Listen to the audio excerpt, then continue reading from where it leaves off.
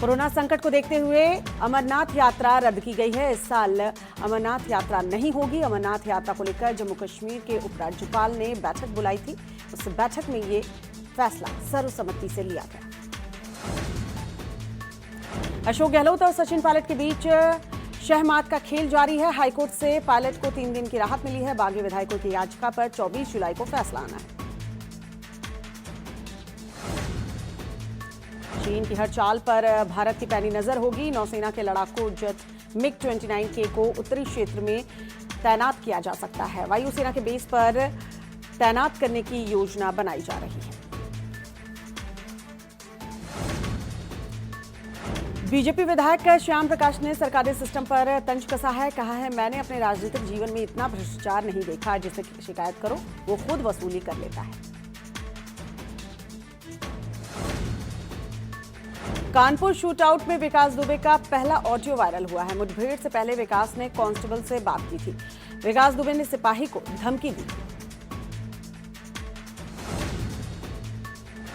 कानपुर कांड का अपराधी विकास दुबे का एक और वीडियो वायरल हो रहा है। दरअसल विकास दुबे के जेल से छूटने के बाद गांव में जोरदार उसका स्वागत किया जा रहा है। साथ ही लोगों ने विकास दुबे जिंदाबाद के नारे भी लगाए। विकास दुबे सितंबर 2019 में जेल से रिहा हुआ था। विकास दुबे के भाई पर 20,000 का इनाम घोषित किया गया है। दरअसल प्रकाश पर कृष्णानगर कोतवाली में FIR दर्ज की गई है। केस दर्ज होने के बाद से प्रकाश दुबे फरार चल रहा है।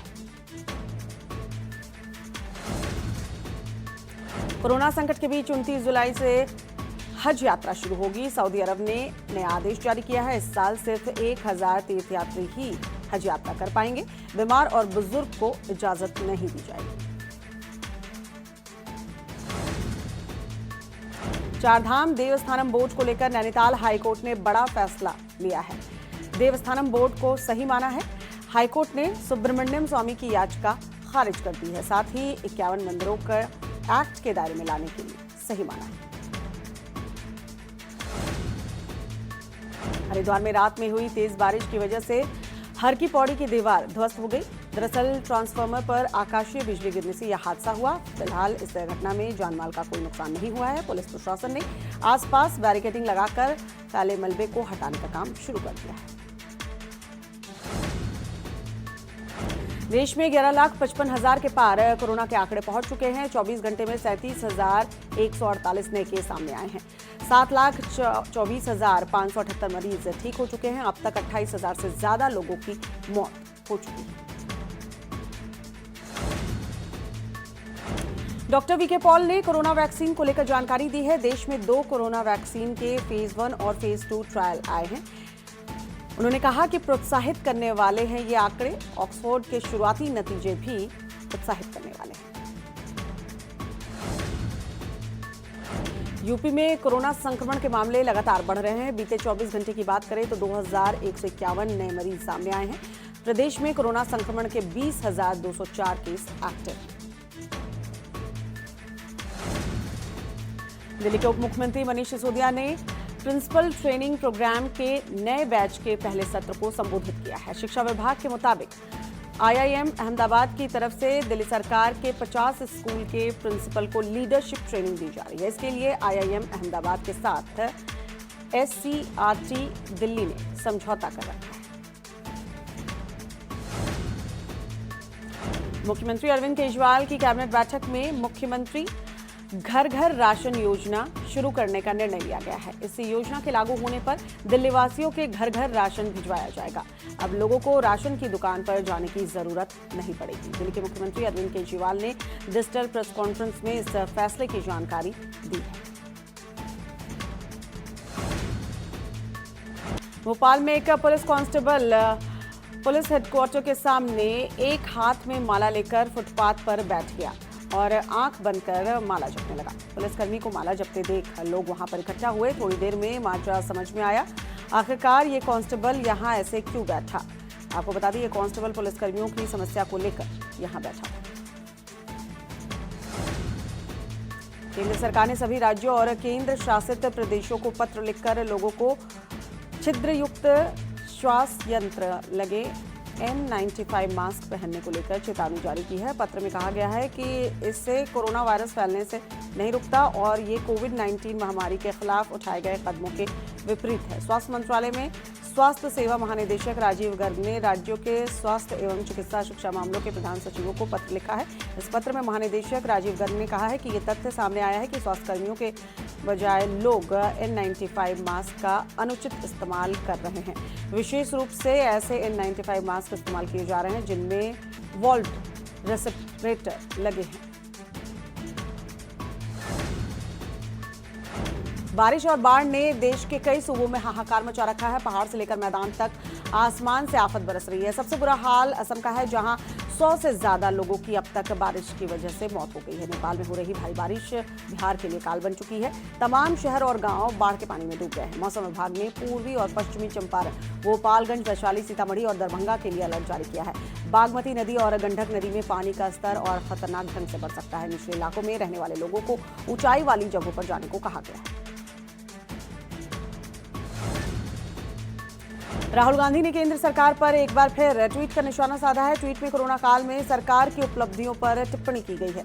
साथ ही लिखा है कि फरवरी में नमस्ते ट्रंप और मार्च में एमपी में सरकार गिराई और अप्रैल में मोमबत्ती जलवाई, मई में सरकार की छठी सालगिरह मनाई, जून में बिहार में वर्चुअल रैली की।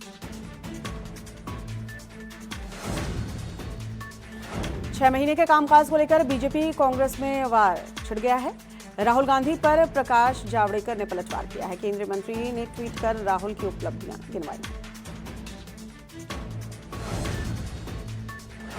मौसम विभाग ने यूपी के अलग अलग जिलों में भारी बारिश की चेतावनी दी है। विभाग ने पूर्वी और पश्चिमी उत्तर प्रदेश में भारी बारिश का अलर्ट जारी कर दिया है।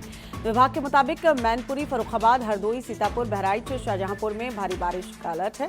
साथ ही एटा, बदायूं, बरेली, रामपुर, मुरादाबाद, बिजनौर के आसपास के इलाकों में भारी बारिश की संभावना जताई गई है।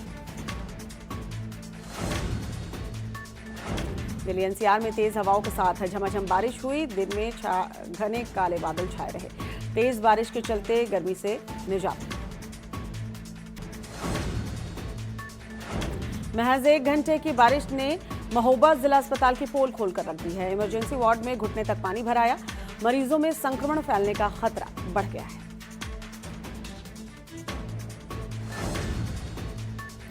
बदायूं में झमाझम बारिश ने नगर पालिका परिषद की पोल खोलकर रख दी है। चारों तरफ पानी से पूरा शहर जो है जलमग्न हो गया है। लोगों के घरों और दुकानों में पानी भर गया है और नगर पालिका को कोसते नजर आए लोग।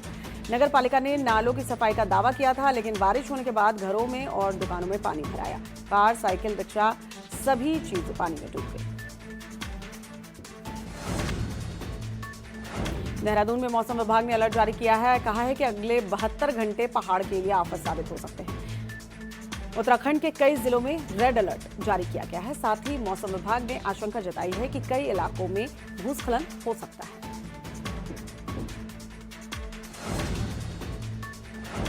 ईटानगर के नगर लगून एरिया में एक युवक पानी की तेज धार में बह गया। दरअसल युवक एक छोटे से पुल से मोटरसाइकिल लेकर जाने की कोशिश कर रहा था। इतने में उसका संतुलन जो है वो बिगड़ गया और पानी की तेज धार में युवक बह गया।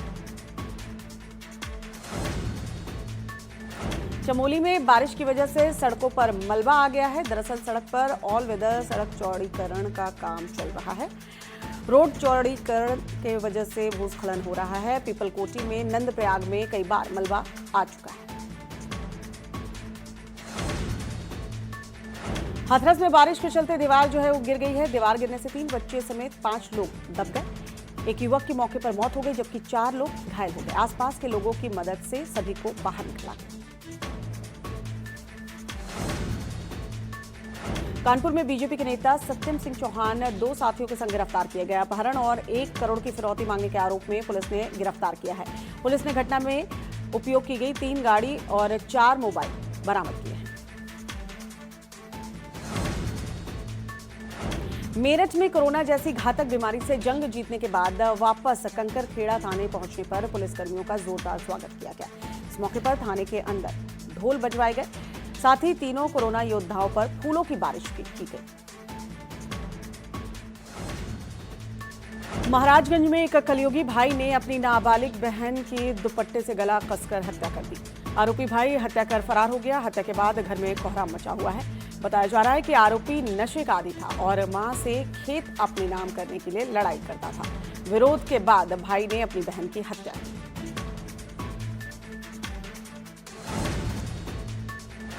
कोविड के दौरान बिजली चोरी में हुई तेजी पर रोकथाम करने के लिए सचिव ऊर्जा ने विजिलेंस की टीम को सख्त निर्देश दिए हैं। सचिव ने कहा है कि जिन इलाकों में बिजली चोरी ज्यादा हो रही है वहां सख्ती की जाएगी। ऊर्जा सचिव राधिका झा का कहना है कि कोरोना की वजह से कार्रवाई पर रोक लगाई गई थी, लेकिन अब कार्रवाई शुरू की जाएगी। कन्नौज में पुलिस की आंख में धूल झोंककर शराब तस्करी का काम धड़ल्ले से चल रहा था।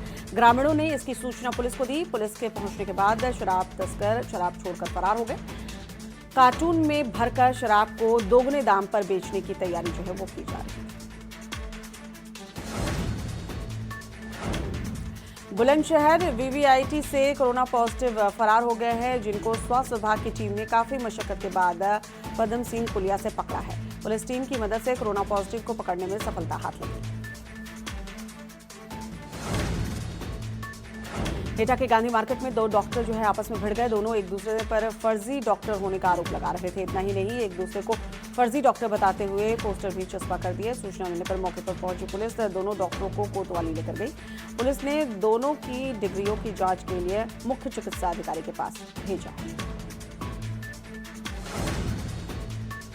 नोएडा में पुलिस के सराहनीय कार्य की हर तरफ प्रशंसा की जा रही है। नोएडा पुलिस ने मानवता पेश करते हुए कोरोना के मरीज को प्लाज्मा डोनेट किया है। बताया जा रहा है कि कोरोना संक्रमित 3 दिन से प्लाज्मा की तलाश में घूम रहा था। इसके बाद युवक ने नोएडा पुलिस से संपर्क किया और पुलिस ने प्लाज्मा डोनेट किया।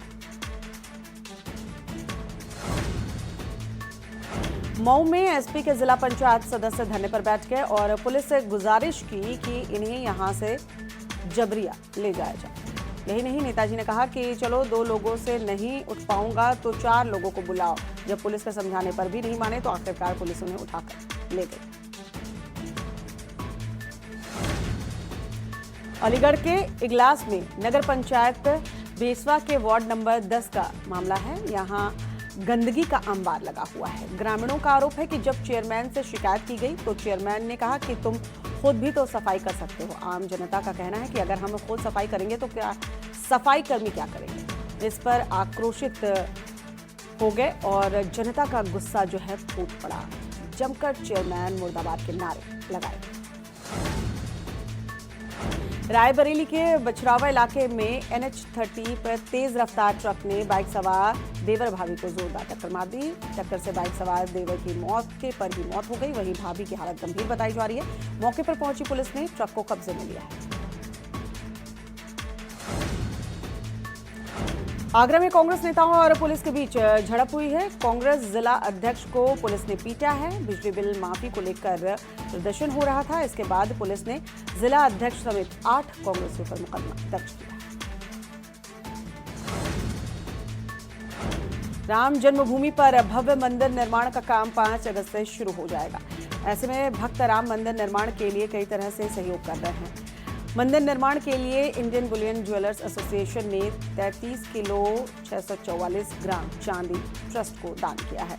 बुलियन ज्वेलर्स एसोसिएशन के अध्यक्ष अनुराग रस्तोगी का कहना है कि जल्द ही मंदिर निर्माण शुरू होने वाला है। ऐसे में ये चांदी की शिलाएं मंदिर की नींव में लगाई जाएंगी। इन दिनों एक कोरोना मरीज का स्टार की तरह डांस करते हुए वीडियो सोशल मीडिया पर वायरल हो रहा है। दरअसल वीडियो में नजर आने वाला शख्स सागर है, जो मुंबई में अपनी डांस क्लासेस चलाता है। सागर इन दिनों कोरोना वायरस से संक्रमित है और बरेली के रेलवे कोविड अस्पताल में भर्ती है, लेकिन वो अपनी जिंदा दिली से सभी का दिल जीत रहे हैं। सागर मानते हैं कि डांस से सभी की इम्यूनिटी बढ़ सकती है और सब डांस से खुश भी रह सकते हैं। उनका वीडियो देखकर उनकी जिंदा दिली और डांस की तारीफ हर कोई कर रहा है।